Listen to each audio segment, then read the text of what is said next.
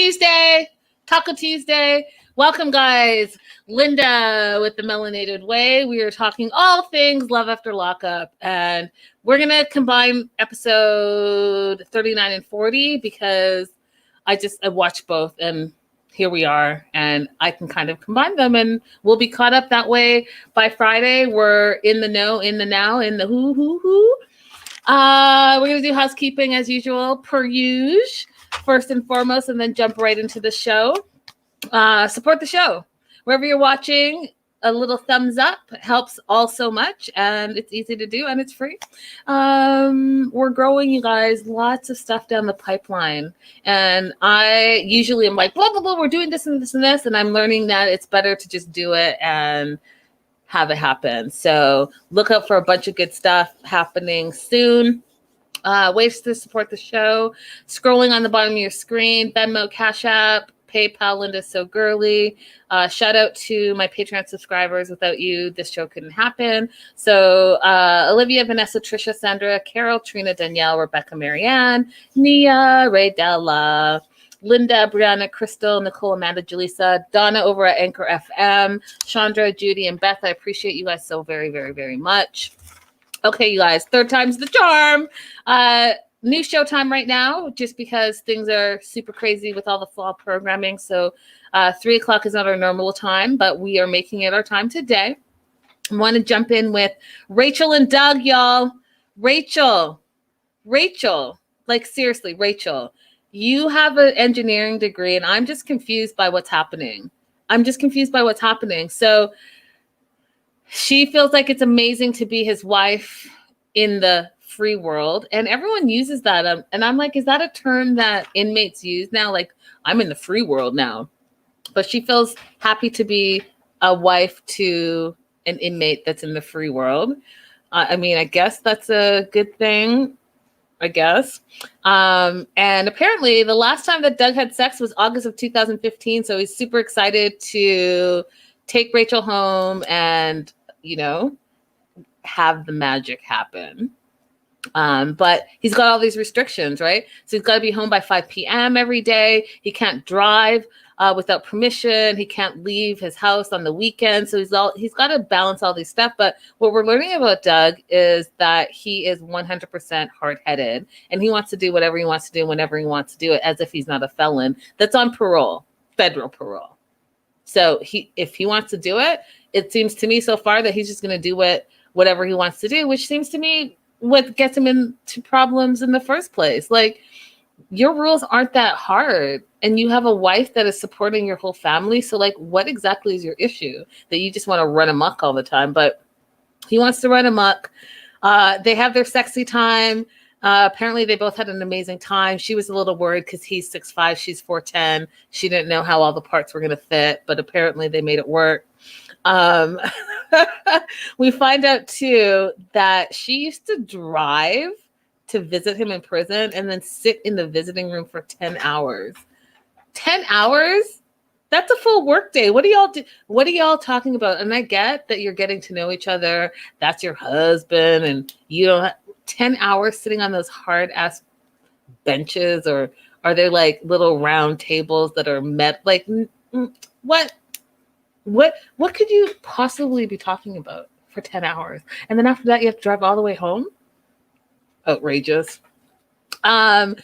So we learned that Doug is a little bit of a ladies' man, right? So he's been like kind of going through women, right? And a lot of the inmates do that, right? They go online and they meet people to fund their inmate lifestyle. And I know that sounds ridiculous, their inmate lifestyle. What is their inmate lifestyle? Well, they want commissary and they want to trade stuff that they buy in prison so that they can, have a better lifestyle in there. And in order to do that, you actually need people to put money on your books so that you can go buy your commissary. And so they meet these free people in the outside world who like befriend them and come into relationships with them and then spend their money on them. It's a very whole interesting dynamic. It's very interesting. It's very, very interesting. I'm still trying to figure out what exactly is going on. And then we find out that, Doug has missed most of Dougie's childhood. So he's been in prison for most of his adult life. He's probably spent, like they said, 40 days outside in the real world in his adult life, y'all. 40 days? 40 days and 40 nights. And this is not new to Rachel. We learned that Rachel's ex-husband was paroled to her house previously. And I do have some news about her ex-husband because she posted on social media and I want to share with you guys. But she tends to marry inmates. Like, that's her thing. And so I'm going to pop up real quick what's going on with Rachel and what she posted this past week. And it's a kind of a sad story. So her ex that she's no longer with, let's pop that up right here. And she posted, "This man's name will live on. I will never forget his name or our memories. I would not be where I am today without him." Heart emoji, prayer emoji. "His name needs to be known and forever celebrated. He worked hard on his own till his last day. I don't care about hashtags at this moment, ... And so it's a photo of her and her ex-husband, which I kind of see a little bit of a similarity. She has a type. I'll say that. She definitely has a type because he kind of reminds me of Doug in many ways, with like the tattoos on the neck, the hair, the whole 9 yards. However, apparently he was struggling with some substance abuse. And I pulled this according to Sarcasm. Love after lockup, Rachel recently opened up about her first convict boyfriend, Curtis, who died of an overdose at just 32 years of age. In an interview with Escape to Reality podcast, Rachel admits that Curtis's death motivated her to try to help others with addiction issues and resulted in her returning to incarcerated men, quote, "looking to find something that I couldn't get back." And then they go on to say, there's some additional information about Curtis and the argue that the producer should have treated Rachel's story a little bit more seriously. Sarcasm is the first to laugh about boobs, booze, baloney, and blowjobs, but hearing Rachel talk about her relationship history with prisoners off screen, it's much more compelling to her. The other cast members are more than capable of picking up the cringe load. Oh, and we'll need to be following Rachel Love After Lockup if you haven't already. So I say all that to say that apparently, rest in peace to her ex-husband who passed away of a drug overdose. That's very sad. And, you know, it's a sad situation. So we're sending our thoughts and prayers to Rachel. Misha says somebody's commented that Rachel is talking about her ex's name not being forgotten, but then she never mentions his name in the post. It's a very sad story. Yeah, she doesn't mention his name at all, and I didn't see it online anywhere. But it is definitely a sad story. 32 is very, very, very young. So we know that her ex paroled to her house previously, and she's hoping that this situation is going to be a different situation than her previous marriage. Doug's out 2 days, hasn't told anyone that he's out, and he needs permission to leave, right? Because he's got that 5 o'clock curfew, and he can't drive anywhere without permission, and he can't be out on the weekends. But he can't get a hold of his parole officer, and he wants to do what he wants to do, and he says he's going to do what he wants to do and does it. So Rachel's a little weary. She's like, given your history and you're known to get into trouble, maybe this is not a good idea, right? Now, here's the thing that I'm confused about, and maybe one of y'all that are watching right now in the live chat or watching the replay can explain to me, but if Doug can't drive, Doug just got to your house, and you own the car with the keys, why then drive him? I'm confused by that because he's demanding to go and he doesn't have permission, and you're worried that he's going to get into trouble and like interact with people that he's not supposed to be interacting with. Why are you then driving him? Why would you not just say, no, I'm not driving you? He can't drive. He'll go back to prison. And if he's trying to be on the straight and narrow, then someone has to like lay down the law, and they've laid down the law. They've told him exactly what his parole situation is, and he's deciding that he just wants to do whatever he wants to do, and you're going to go along with it. Rachel, you're the driver. He's rushing her. I don't get it. So she's driving, so How about just say no? How about that? Is that not an option in your marriage? Because I'm a little confused. So they go to Kalamazoo. And he has a big family, a lot of family there. A very small town. He talks about how he was raised low income and on welfare, and none of his family has seen him in like 4.5 years since he's been in prison. And which I think is interesting, because did they not go and visit him in jail? Only Rachel went to visit him in jail. Like, how close to you are they if they're not even coming to see? Or maybe they can't see you. Maybe they're felons and they can't. I don't know. But it looks like a little messy to me. And it's interesting to me that your family that you're so diehard in seeing didn't even come visit you while you spent all those years in prison. Yet you're making them the first priority. Sounds to me like that might be a recipe for disaster, considering that you're probably not supposed to be around some of those people anyhow.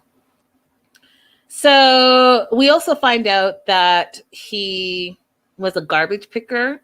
And because like he didn't have a lot of money, he got really good at picking garbage and picking out the gems in the garbage that he picked, which I just was like, oh, that's a whole lot. And then he decided, because in prison you can get prison tattoos, that he's going to go ahead and get this huge white trash tattooed down his leg. And that's a good look for him. And that explains to everyone who he says he is. And I just feel like, you know what? You are who you say you are. I totally get that. But you could aspire for more, right? So you're telling people who you say you are, but then you want to be better than that. So like, I don't get it. I don't get it. It's like Big Ed with his face on his leg. Like, what's the purpose? You forgot what you look like? Like, I'm confused by it. I'm confused by it. And if you're trying to better your life, I personally don't think that is a good look, right? I'm all about tattoos. Get what you want, but words have power, and you're saying a lot without saying anything at all.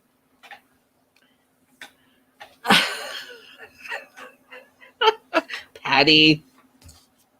So they roll out to Kalamazoo, and his dad's there. His nephew Michael's there. His sister Ashley's there. His sister Crystal's there. His brother Harley's there. Doug Sr. Everyone's there. Dad's going through some liver failure, and Doug feels like he doesn't look like the same dad that he remembered. And so that was why he wanted to go see, because he didn't know how long his dad had, right, to live. And then it was like a whole thing, you guys. Like, he got on a moped with no helmet, and then Rachel jumped on the back of the moped, and he's not even supposed to be driving, but like, there's a series of bad choices, y'all. See, you're not even supposed to be there. You didn't get permission. You're not supposed to drive, and now you're on a motorized vehicle running amok down the street. Yeah, you're having a good time, but if someone wants to snitch on you right there, hello, you're back to jail. You go. Do you have a license? No, I don't have a license. Oh, you're a felon on parole who didn't get permission to actually even be in the city? Oh, okay, yeah, you're gonna go back to jail. Like, I don't understand. And it's stupid little things that they can violate the parole on, and this was one of those things.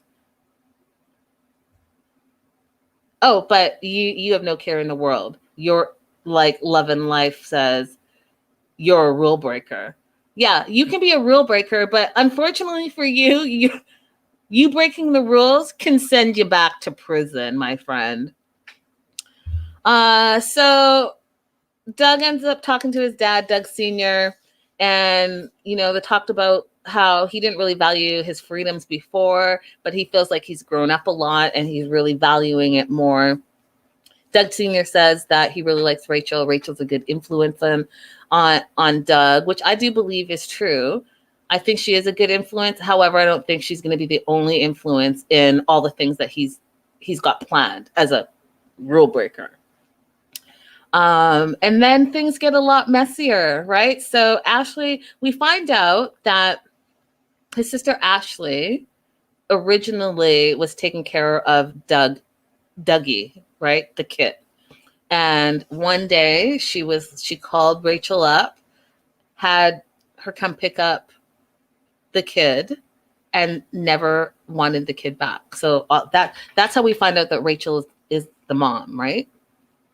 Which I think is really weird, because what was going on there? Why did your sister not want him? Was it like a family thing? Was it a money thing? What was it? But you just said, hey, I'm good on here. Here's your dude's kid. Have at it.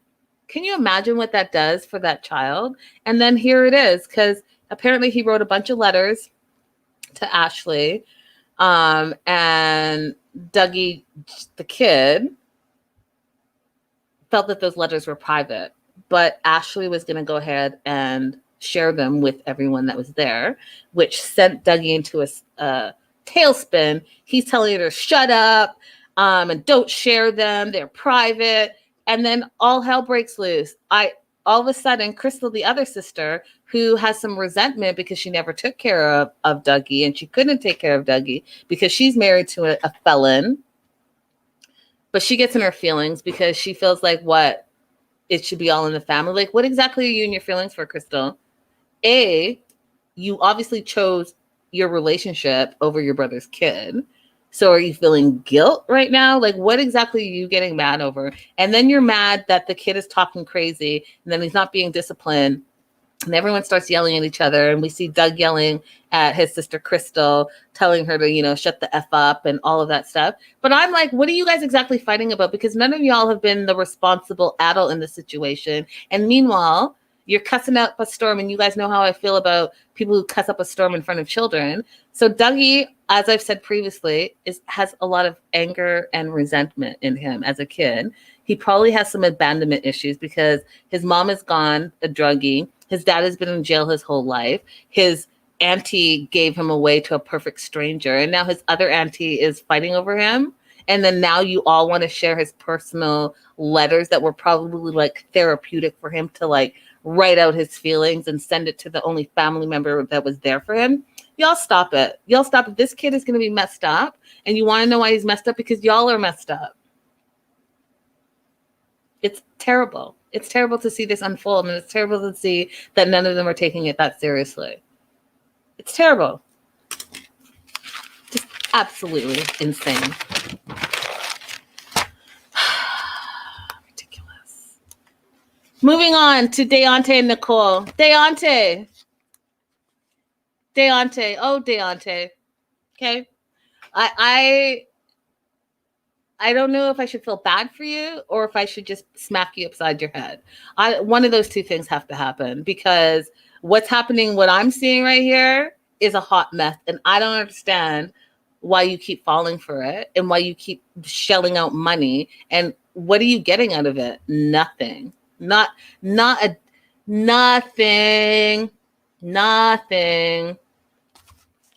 So, Nicolle is a prison dancer. She did lap dances in prison for money. She does a lap dance for him. But, she doesn't want to go further than that. What she wants is more shit from him. She wants more stuff. So she wants him to now pay for a boob job. And she said that, oh, guess what? We're not going to have sex until you pay for my boob job. Okay, what? That's supposed to be your fiance, where we find out that she got mad that he told her mom that they were engaged. And she's like, no, we were never engaged. Why would you even say that? Because he asked you and you said, yes, Nicolle. So why are you confused that he thinks that y'all are engaged? If you're not engaged, then say that. Say, hey, you know what, Daonte, I've been using you this whole time. And I always tell you guys this. When people tell you who they are, believe them. She said that she was on that website to take people for all the money that they have. Here comes good old Daonte, and he's just believing everything that she says and no care in the world, like a dum-dum. Like a true dum-dum. I don't get it. Daonte, I have questions for you. If you're just shelling out money everywhere, then you might as well just shell out the money to any Tom, Dick, and Harry that you see on the street, because that's basically what you're doing. And you're getting nothing out of it. Nothing. And you're coming across as a complete dum-dum. There are red flags everywhere. There's a friggin' fire in your kitchen. And instead of putting the fire out, you just pull out your Nicolle Jr. play toy from your dishwasher and keep it pushing. Like, ooh, this is fun. This is good. Let me close the door and have a little fun to myself. Meanwhile, my fiance is kicking it in the guest room with all the gifts that I bought her and the money that I gave her. You know how stupid that sounds? Dumb. So we see her mom, Nicolle's mom, doing her hair, and we find out a little bit more about her mom's background. Her mom used to be married, had a best friend, Jill, and then got divorced while Nicolle was in prison, married her best friend, and now she is in a lesbian relationship. And, you know, Nicolle doesn't know how she feels about it. Now, Nicolle hasn't spent the night over at Daonte. She's still thinking about other people. We hear about Zach, her ex-boyfriend, where the only reason she says that they broke up is because she went back to prison. And so they were forced to break up. And then we hear about some other girl that she dated, Tia, that she's talking to and exploring that. All the meanwhile, you guys, she's Daonte's fiance. Okay, let's not forget that. Ridiculous. So, hey, Raydella. Hey, girl. Hey. So, even Krista, Nicolle's mom, thinks that Nicolle ain't shit. She even said that. She didn't say Nicolle ain't shit, but she might as well have said Nicolle ain't shit. She thinks that Nicolle is using Daonte. She thinks that Nicolle is all about the material things and that she's not in it for the right reason. If your own mama is calling you out on national TV, you need to pay attention, fool, dum-dum. So Daonte's like nervous meeting Nicolle's mom, and then he gets there. He thinks that they're engaged. He proposed. She said yes. He tells the mom about not only the engagement, but Nicolle Jr., his sex toy, which I just thought was totally weird and cringy. And Nicolle spins it and says, well, you know what? We're not engaged. I just asked for a ring because you were able to smuggle the ring in. And then that was a ring that I had that no one else had in prison. Nicolle, you know how stupid that sounds? That just sounds like, it sounds stupid. I'm sure you didn't say, hey, can you buy me a ring? And he said, yeah, I'll buy you a ring. I mean, that part I believe. But he probably also did say, like, will you marry me? And you said yes. And the reason you said yes is because you wanted the money to keep flowing. And you also wanted to have the trinket that you snuck into the prison to show everyone that you could do that. It's crazy to me. Listen, if my partner said to me after I purchased them something that we were not ever partners, okay, then the bank is closed. You do you, and I'll do me. But no, what does Daonte do? What does Daonte do, fools? Daonte decides that, hey, it's all good. Let me go ahead and buy you some more stuff, because that makes sense. Oh my God, so crazy to me. So she's talking to her ex. She got locked up at 18 years old. She's talking to Tia, and meanwhile, Daonte has bought a whole bunch of new clothes for her. And she's getting her hair done, and Daonte is paying for the extensions that she's getting in her hair. And he also is bringing her a bunch of new clothes for the date night that they're having. And it's her first time at a bar since she was 18, locked up. So now she's legal. So it's her first time going to a bar legally with her new hair that Daonte paid for, her new clothes that Daonte paid for. Oh, but they're also going to bring her friend Audrey, who she knows from prison, and his friend Derek, who, to me, you guys, is the only one that has a sensible head on his head. Derek's going to come as well. And, oh, did we mention that Nicolle invited her ex Tia to show up, and she was super excited to see Tia, even though she's supposed to be there with Daonte, who's supposed to be her fiance? It's very confusing. Let's all keep up, right? A lot of moving parts here. So Daonte doesn't want to listen to his best friend Derek, okay? And he just thinks that Derek is a hater. But Derek shows up and Derek has questions, and Derek has the questions that we all have. And so bravo, Derek, for asking the real questions. So Derek says straight up, what are your intentions? Okay, what are your intentions with my friend? And she gives like this BS, like, I'm going to be here. I'll be here 3 years from now, because he's like, you're not going to last 2 months. And I love him, blah, blah, blah. And meanwhile, because you guys know that I get distracted easily, Audrey, did you guys notice that Audrey, the friend, while Derek and Nicolle are having the conversation, Audrey is just like shoving food in her mouth, and she's eating with her mouth open. That just drives me crazy. She's like, cameraman, go off her, because what's happening here? Close your mouth. Did y'all notice that? It was very irritating to me. And so while she's eating and talking, Audrey is also sticking up for Nicolle, saying, when we were in prison, the only thing that Nicolle would talk about is is Daonte. Well, yeah, because Daonte was funding her prison lifestyle. Hey, guess what? Guess what, Audrey? Daonte just sent me $100. Guess what, Audrey? Daonte just spent $500 on me. Hey, guess what? Let's go to commissary because Dum Dum just sent me another $200. Yeah, of course that's going to be the first person, because you're milking him for his money, and guess what? He keeps sending it. Meanwhile, you are in prison, you slept with 6 women, and you dated 4 of them, all the while you have this Dum Dum on the outside in the free world funding your lifestyle in prison. And Daonte just sitting back there looking at his friend, calling Derek a hater. I'm confused. Derek's the only one that sounds like he's reasonable and sensible and asking the proper questions. Meanwhile, Daonte's just sitting there, all happy, saying that Derek is jealous because his woman looks good. No, Derek is happy that he has his money in his pocket, and he's looking at you side eye and showing you that this girl, she ain't shit, and she doesn't want you, but you're going to continue to fund her. It's very bizarre. So Derek doesn't believe anything that Audrey and Nicolle are saying. And meanwhile, they're having this conversation, and Nicole's like looking around all over the place. And Derek is like, what are you looking for? Like, are you expecting someone? Yeah, she's expecting her friend Tia. And Derek is all dialed in. He's like, well, did you sleep with her? Silence on her end.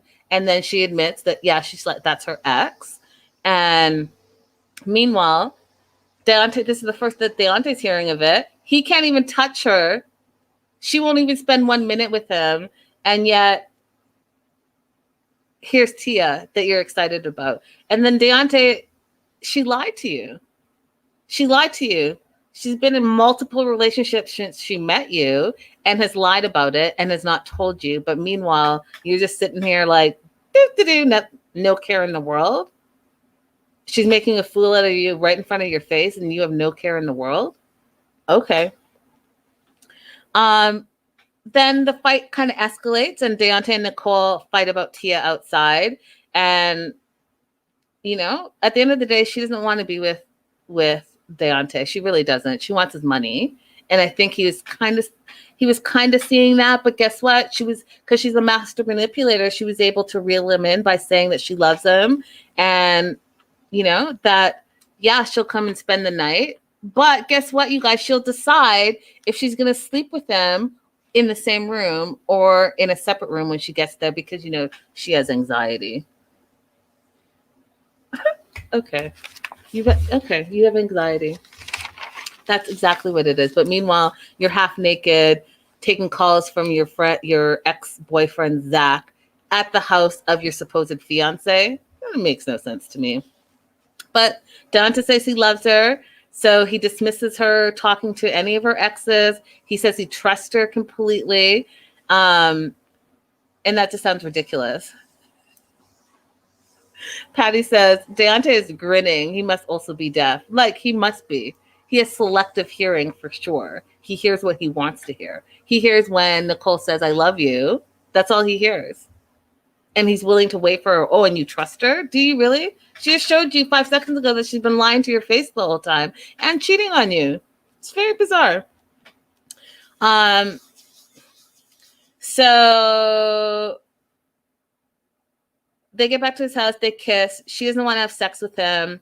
He's like, sit on my face. And she's like, yeah, you would love that. And he just comes across as like thirsty, like just thirsty. And I get it. You've been waiting a year out for your woman. You thought that you were going to be with her, and she's not trying to be with you at all. And she keeps reeling you in, maybe a kiss here, a peck here. But at the end of the day, she's not trying to do anything else because she doesn't really want to. She wants to be with her exes.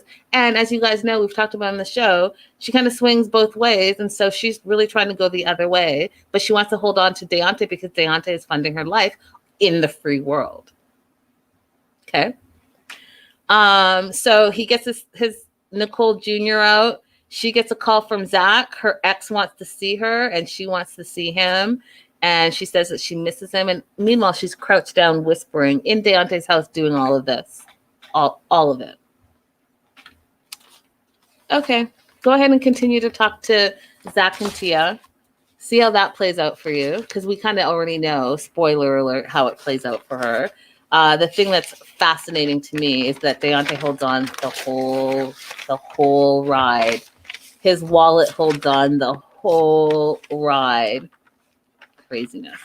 Don't really hear much about Courtney and Josh these episodes. We do know that he reconciles with his grandmama, who's his mom.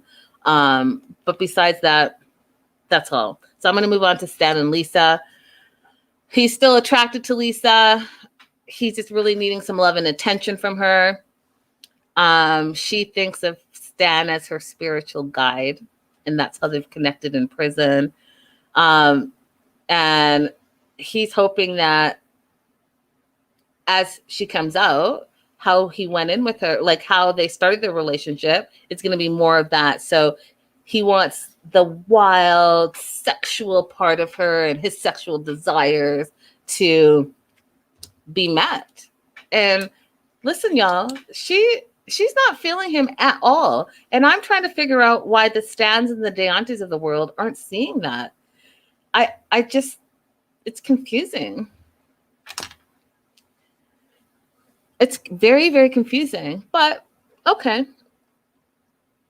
He wants some alone time with her, and she's like, well, you want alone time. I want to lose 30 pounds on the ride home. That's what they're talking about. He's bought her these wigs. She puts one on. It looks terrible. I cannot believe that he spent $1,300 on some synthetic wigs, but that's a whole other story. We find out that she's been married a bunch of times, y'all. She had her first husband. She left him and he committed suicide. Her second guy that she met, she's still married to. The third guy, she doesn't want to talk about, but she's still married to him too. So she's still married to two men, and now enter Stan in the picture. You might want to sort out your situation first before you add more people. I know that you're looking for a sugar daddy, but this right here is a lot to handle. And then to top all of that off, you have a son who has anger issues and he's angry towards you. And it's a bit of a mess. Now, she makes it seem, and I get it, once a parent, once a mom, always a mom, but her son is 22. He's a grown-ass man. So I'm confused by how this whole fight that they had escalated, and how she is really using it to really manipulate Stan to do what she wants. What she wants to do, you guys, is have Stan have her grown-ass 22-year-old move into his house. She wants a key. She wants the money. And she wants him to fund their lifestyle. And if he can't get on board with that, then she feels like it's not worth it. So ridiculous. She's out a day. And she feels like her world's not okay because her son's mad at her and is crying over her. And Stan doesn't get it and feels Stan is against her and against her family. And they have this huge blowout. And she leaves. She takes her garbage bag of stuff and she goes to a hotel because she doesn't want to deal with Stan. And she doesn't think that Stan understands all the issues that she's going through. So she goes to a hotel. Now, meanwhile, his friend comes over to check on him because he hasn't heard from Stan. And he tells him about the night before and how they got in a huge fight, how he told Lisa that she wasn't a good mom, which she probably isn't. Okay. And then the friend sticks up for Lisa. He says, she probably has a lot of guilt when it comes to not being there for her kid for the past 8 months. And so you telling her that she's not a mom probably like hit her where she feels the most guilt. That's understandable. However, I don't think that that's what it is. I think the excuse of her son is an excuse because she's not getting what she wants from Stan. And what she wants from Stan is for her to live there rent-free and to bring her son to live in this house with them rent-free. She also wants Stan to pay to get her brothers out of jail. So, hello, there's a theme there. And she's manipulating him to get what she wants, in my opinion. So he has this conversation with his friend. And the friend says, you should call her and talk to her and get a fresh start and apologize to her and tell her that you didn't really mean that. And you guys want to start from square one if you really do care about her. So, so he does that. And meanwhile, Lisa is at her friend Haley's to get her hair done, and she knows Haley from prison, right? And so they're talking, and this whole paroling to someone's house, I find out just now it's called a home plan. What's your home plan? Well, my home plan is I'm going to parole to this person's house, and this is where I'm going to stay from this hour to this hour. Like, they have to have that. And so her being in a hotel is not a good look when she talks to a parole officer. So she's going to talk to her parole officer, she says, and she's just going to lay it all out and, see what happens. But in the meantime, Stan calls while she's getting her hair done, which I want to talk about, you guys, in a minute. And he wants to do a do-over date. And she's like, okay, well, text me the information and I'll think about it. Now, let's talk about her hair. Now, you guys, Haley clearly is not a licensed stylist. I don't know where they got that cheap bag of hair from. I don't know what was happening and who decided that they were going to add those extensions in and it looked crazy. A mosh of straight hair, curly hair, wavy hair, all piled in, and I just wasn't sure what was going on. It was a hot mess. I'll tell you that. And like seeing the actual like pieces sticking out but you think it looks good? Okay. I mean, if you love it, I love it. If you love it, I love it. I just thought it looked a hot mess. However, she gets her hair done and Stan's getting ready for his date. He does a little prayer first. He wants everything to go smooth when he's meeting her. He gets there. He's waiting for 30 minutes. She hasn't arrived. She hasn't called. She hasn't texted. He doesn't know if she's showing up. She's an hour late. And you guys, her hair and her attitude had me tripping. She came in with all the attitude like she was Angelina Jolie in her prime, walking in there with her little booties and her black dress and her hair running amok. But when he said, oh, you look beautiful, she's like, I know. You look gorgeous, I know. Wait, what? Are y'all seeing what I'm seeing? Because what are we calling that? Is it straight, wavy, chic? Like what? I'm not clear on what exactly we're calling that hairstyle. What I do know that it was all over the place. But again, if you like it, I love it.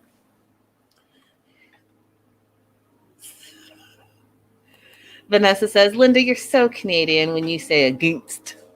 I love it. I mean, I am Canadian. Can't help it. Can't help it.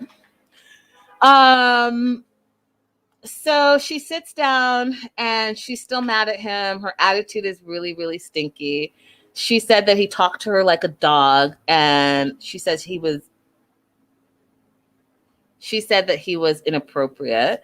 His excuse was that he was exhausted, that he hadn't slept, and that he drank some wine, and that's typically not his behavior. Now, I think Stan might have a little bit of a drinking situation going on, personally. It hasn't really fleshed itself out, but I think that's what they're like laying down and what I'm picking up. So he's not drinking during this little dinner soiree that they're having. But what I can tell you is that this girl, even though she's big mad, she ordered a big ass steak for dinner. So you ain't that mad, my friend. Okay. So she orders a steak.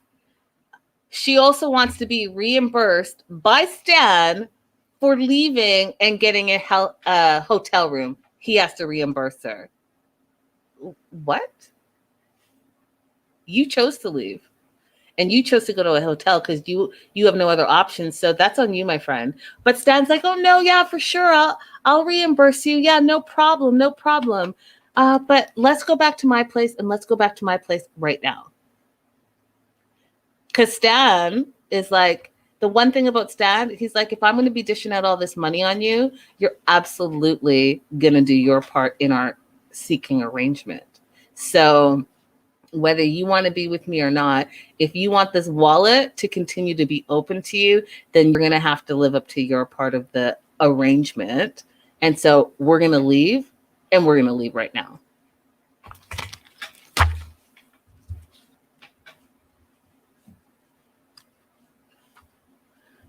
I don't understand that, you guys. I don't understand it. I don't understand what's going on. I just don't understand. I don't understand how these people are not seeing what these people are doing to them. They're running them, they're manipulating them, and they're getting in their pockets. And for what? What are you getting out of this situation? Honestly, honestly, name one couple that's getting something out of it. Because let me just go back real quick. Okay. What is Rachel getting from Doug? She has to support not only him, but his child. Drive him around. He can't work. He can't go anywhere. And he can't drive. So what is she getting out of it? Okay, she didn't have sex for, what, 2 years, 3 years, 4 years? What is she getting out of it? Daonte, I don't even need to go into any detail. Daonte is never getting anything from Nicolle. Not ever. So what is he getting out of this relationship? Stan, same thing. What are they bringing to the table? It's bizarre. And then there's Britney and Ray. Oh, Britney. Anxious to see Ray. First time out of prison. He's out of prison. He gets dropped off in this van, but then he has to go back to the van because apparently they're not supposed to be there. So they're going to shuttle him back to the facility. The dad follows the van in Britney's car because the dad, who she's never met before, is in control and has to drive the car and not be chauffeured. So they follow it. Finally, he gets out of the van. They reconnect. There's big kisses. Ray feels speechless. He's free with his woman and his family with him. He's so happy. It's been 3 years and 10 months, and he took his freedom for granted. We find out that, for the first 11 years of his life, that he grew up with his mom only because his mom and dad separated. And then we find out that his mom was killed, and she was shot 11 times to death and left in a van for dead. That's a really sad, crazy story. Killer's not found, right? So he had a lot of hostility. He didn't really have any cares because he felt like he had no peace in his heart, peace in his life. So he got addicted to pills, started burglarizing pharmacies and stealing the pills and selling the pills and taking the pills, and got addicted and got caught and went to prison for it. And so that's where his whole life is. So now they pick him up. They're like eating fast food in her car, and they're on route to the halfway house. I think they have like 45 minutes to get there. He has to be there in time or else he'd be in violation. Like, why don't they give them more time to get to where they need to go? Like, what's that whole situation? Why can't the van actually just drive them directly to the halfway house? Why do they have to get, like, I don't understand, like, what? If you want to make sure the inmate gets to the halfway house, just like Anissa, is that her name? Then why don't you just go ahead and drive the inmate directly there if you're going to drive them anywhere? Why are you driving them to a gas station just to drive them back to the facility for someone to pick them up to drive them to the halfway house? Do they have to be there in an hour? It doesn't make sense to me. Like, cut out the middleman. If you want them to go to the halfway house directly from prison, then drive them to the halfway house, check them in, boom, they're accounted for. It's very odd. So he gets there. He really wanted to have some alone time with Britney, but his family was like, I need to see you. And so there was no alone time. But Britney's built up this whole life in her mind with him. She wants 2 kids with him. She wants to live happily ever after. He's paroling after he spends time at the halfway house to her house. Her family doesn't know that. She hasn't told anybody, but they're going to live happily ever after. But he's also going to be on house arrest when he gets to her house. So he can't work. So again, what's the benefit of this situation? And I know love conquers all, you guys. Love is love, and you love who you love, and love.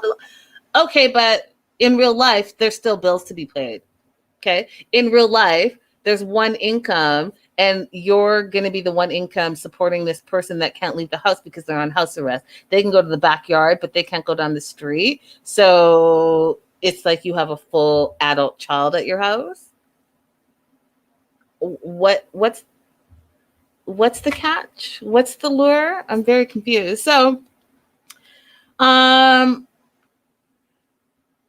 they fast forward a little bit. Ray calls. He's going to be leaving the halfway house the next day after being there for 2 months. She's getting the house ready for him. She's like got their initials that she's putting on the wall. You haven't spent more than 5 minutes with him, but you spent money on your initials. Like, how do you even know?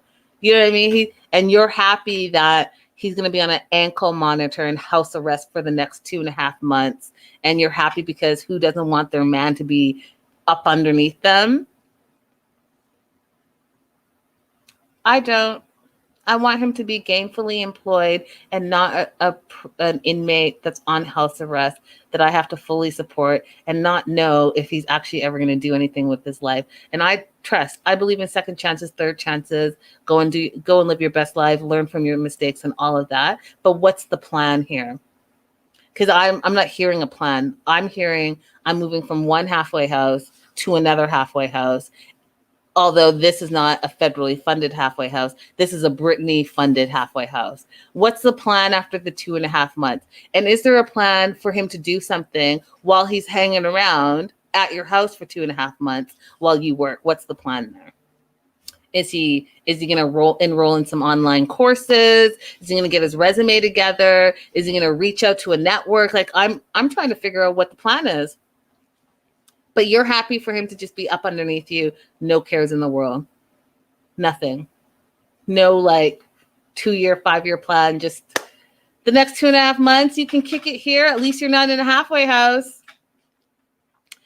We know that her family's not on board with the relationship. They don't know that he's moving in with her. She's getting her makeup professionally done by her sister. Her sister knows that he's moving in, but she knows that her sister will keep her mouth closed. So she's cool on that. And they leave us with her going to pick him up from the halfway house. And it's supposed to just be the 2 of them because, they still haven't had any alone time. But here comes Grandmama. You guys, this is so crazy to me. It's just so crazy. Why wouldn't he just parole to his parents' house? That's his parents, and obviously they love him. So why is he moving with a perfect stranger that, yeah, you guys are boyfriend and girlfriend, but you've only been boyfriend and girlfriend behind bars? So why not just let him parole and be the responsibility of his parents and his grandparent and come see him and then, spend time and get to actually know him in the free world, then have him live with you? I mean, isn't that logical or am I totally far off? I'm not sure. And then there's Anissa and Jeff that, Jeff is the worst. Out of all the people so far for me, Jeff is the worst because I think Jeff is still an active addict. And I think Jeff is still 100% using Anissa and she doesn't see it and she's okay with it. So she tells us that she's been a cougar her whole life. She was married to some nice young man for 10 years. Talks about how he bought her a $9,000 engagement ring, and he was just a really good guy. And now her words, is with a broke guy. And the reason why she's a broke guy is she got bored with her ex because he was too nice. And she likes guys that have a little bit of edge to them. What? Anissa, you are too old. You wasted, 10 years of life waiting on Jeff from prison. What are you saying right now? You got bored with your wonderful, nice husband?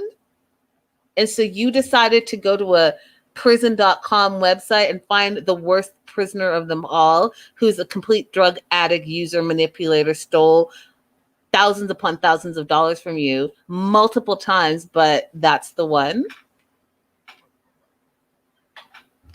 What? Please, someone make it make sense. Because it makes no sense to me. What? Anyhow, she left her first husband for Jeff. And so on Valentine's Day one day, she wrote Jeff on this pen pal site. And apparently Jeff ended up being her dream man. And they got engaged over the prison phone. And she's been waiting 11 years to marry this man. And in those 11 years, she's been sending out money, like left, right, and center. So that's really annoying. I hope you guys don't hear that too loud, but it's over really loud on my end. My apologies for that. So she gets engaged, and now she's shopping for a wedding dress, even though she doesn't know for sure if Jeff is going to actually show up, right?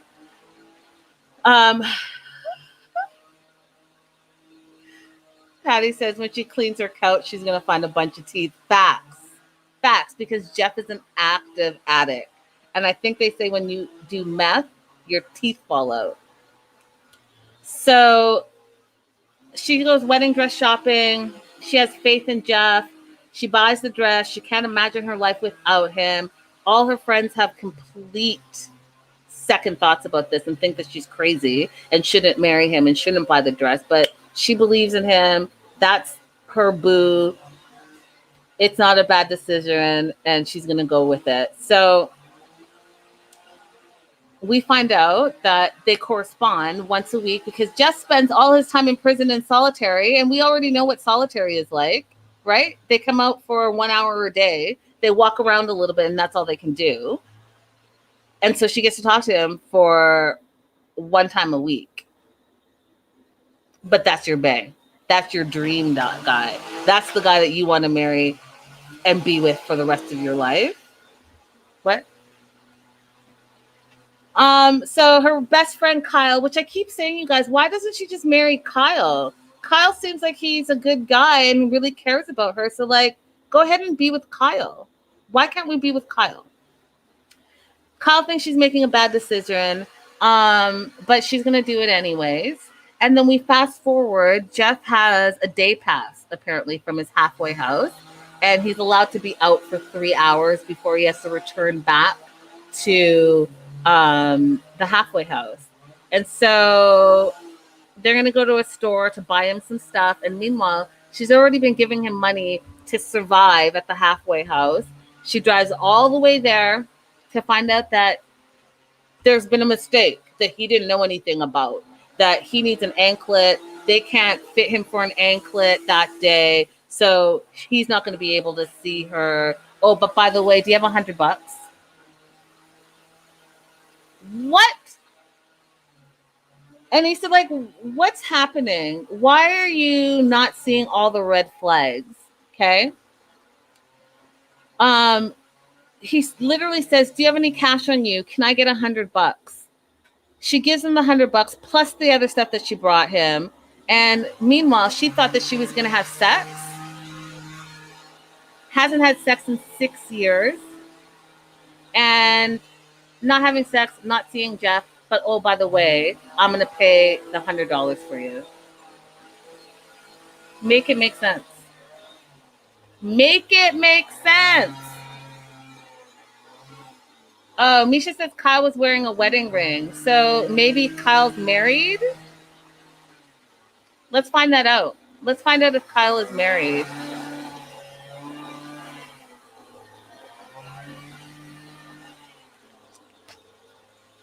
That's it.